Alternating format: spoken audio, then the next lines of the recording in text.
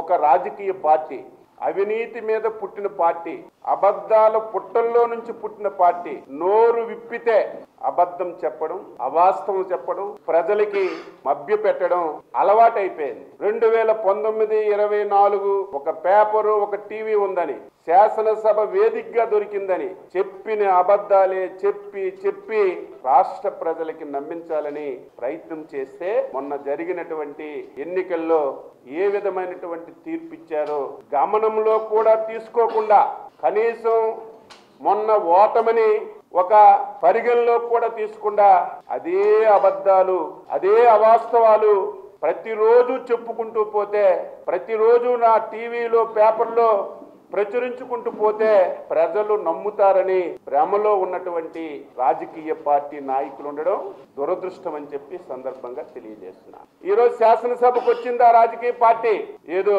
ప్రజా సమస్యల గురించి మాట్లాడుతారేమో, ఒకవేళ నిరసన తెలియచేయాలంటే ఏదైనా ఒక ప్రజా సమస్య మీద శాసనసభ దృష్టికి తీసుకొస్తారేమో అని నేనైతే చూశాను.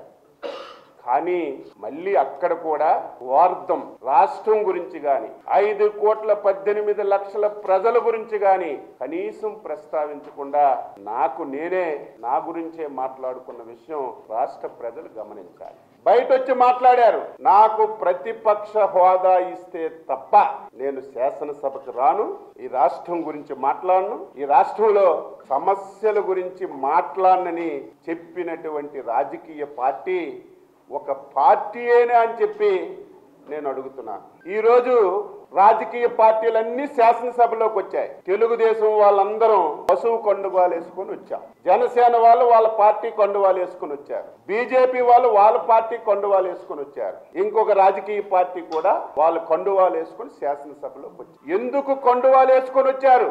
రాజ్యాంగంలో రాజకీయ పార్టీ ఎన్నికల్లో ప్రజల తీర్పు, ఎమ్మెల్యేలుగా గెలిచినటువంటి వాళ్ళే శాసనసభకి కండువాలు వేసుకొని వచ్చినటువంటి విషయాన్ని నేను ఒకసారి తెలియజేస్తున్నాను. ఈరోజు రాజ్యాంగంలో ఒక రాష్ట్రానికి ఎవరు ఎక్కువ స్థానాలు సంపాదిస్తే వారు అధికారాన్ని చేపడతారు, ఎవరు సెకండ్ హైయెస్ట్ వస్తే, అందులో రాజ్యాంగానికి లోబడి ఉంటే, ఆ స్థానాలు గెలుచుకుంటే ప్రతిపక్ష హోదా ఇస్తారు. ఈ రోజు 11 స్థానాలు గెలిచి రాజ్యాంగంలో అవకాశం లేనటువంటిది, ఈ దేశంలో ఎక్కడా జరగనటువంటిది నాకు ప్రతిపక్ష హోదా కావాలని ఇచ్చి అరుపులు మాట్లాడుతుంటే, కనీసం ఆయనకి లేకపోయినా వెనకున్నటువంటి కొంతమంది సీనియర్లు కూడా తందానా అంటుంటే ఆశ్చర్యం కలుగుతుంది. బయటకు వచ్చి నేను ప్రతిపక్ష హోదా నాకు ఇచ్చినంత వరకు నేను శాసనసభకు రానని మాట్లాడుతున్నాను. ఎక్కడొస్తుంది నీకు ప్రతిపక్ష హోదా?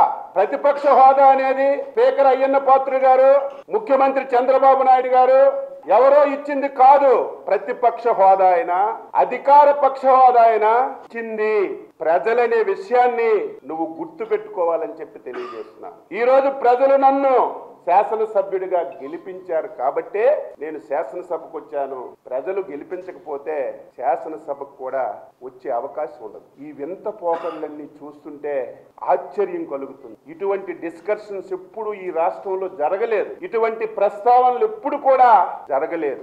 ఏదో నాకు ప్రతిపక్ష హోదా ఇవ్వలేదు, ఇస్తే నేను శాసనసభకి వెళ్ళి ప్రజల పక్షాన మాట్లాడుతానని ఒక తప్పుడు మాటలు చెప్పినవే చెప్తూ ప్రజల్ని తప్పుదోవ పట్టించడానికి ఒక వ్యక్తి ప్రయత్నం చేస్తున్నటువంటి విషయాన్ని ఈ సందర్భంగా రాష్ట్ర ప్రజలకు తెలియజేస్తున్నాను.